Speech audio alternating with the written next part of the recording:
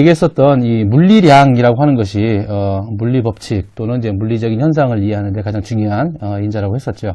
네, 그 물리량에는 기본 물리량이라고 하는 게 있고 다음에도 설명하겠지만 유도 물리량이라고 하는 물리량이 있습니다. 그래서 역학에서는 주로 이 기본 물리량들의 결합으로 이루어져 있는 이 물리학의 한 영역이다라고 이렇게 얘기를 할 수가 있겠습니다. 우선 기본 물리량이라고 하는 이 개념을 정확히 이해하는 게 제일 중요한데요.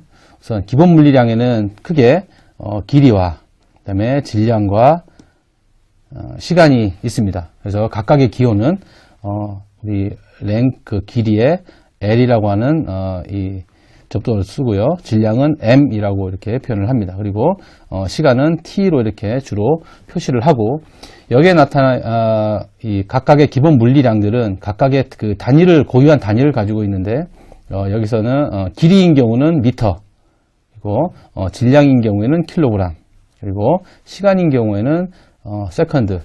이렇게 이러한 단위를 갖고 있고 읽는 방법은 방금 읽어드린 것처럼 미터, 그 다음에 킬로그램, 세컨드로 이렇게 읽습니다. 그리고 기본 물리량이 결합되어 있는 물리량을 특별히 우리가 유도된 물리량이라고 하는데 이거는 우리 실생활에서도 가장 많이 사용되고 있는 예를 들어서 넓이라든지 부피라든지 뭐 밀도라든지 비중이라든지 그리고 속도라든지 가속도라든지 이 모든 이 현상들을 이론화 시키기 위해서 필요한 여러 가지 인자들을 유도된 물리량이라고 합니다. 각각의 이 유도된 물리량은 여 위에서 설명한 이 기본 물리량의 조합이라고 생각을 해도 될 것 같습니다. 그리고 우리가 주의 깊게 봐야 될 것 중에 하나가 바로 이제 단위계라고 하는 표현입니다.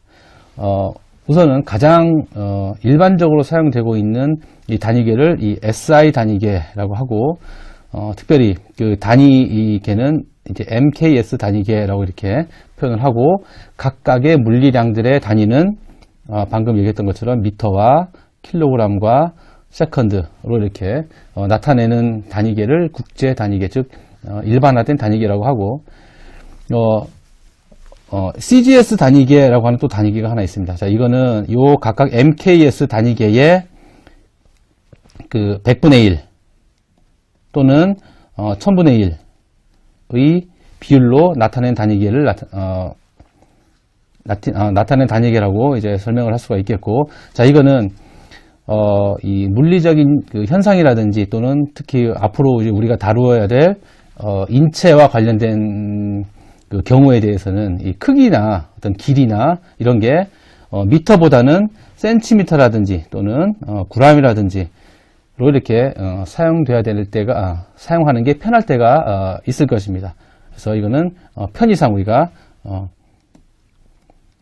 이 편리성 때문에 사용되는 것이다 라고 이렇게 생각을 해보면 될 것 같습니다. 각각의 단위계가 나타내는 단위값은 다 틀리지만 결국은 이 모든 것이 다 기본 물리량, 즉 길이와 질량과 시간을 나타내는 것이다 라고 하는 것입니다. 흔히 자주 쓰이지는 않지만 일반적으로 이제 유럽권 같은 경우는 특별히 이 영국 단위계를 사용을 하고 있습니다. 마찬가지로 기본 물리량 세 가지로 이루어져 있고 길이와 관련된 것은 피트, 그리고 질량과 관계된 것은 파운드, 그리고 시간과 관계된 것은 세컨드로 이렇게 표시를 하는 경우가 각각 있습니다.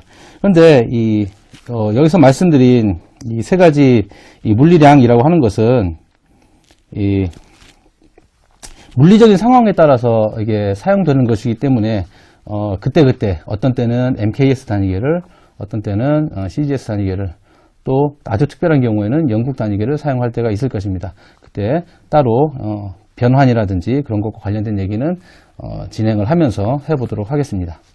그리고 이제